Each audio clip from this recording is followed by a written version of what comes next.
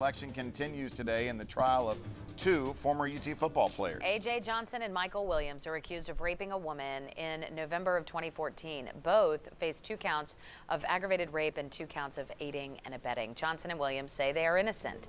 The woman acknowledges, having consensual sex with Johnson in the past, and now defense attorneys have access to that woman's cell phone data, which they say could help explain what happened that night. This is the 3rd day of jury selection. Opening statements will begin once a jury is in place.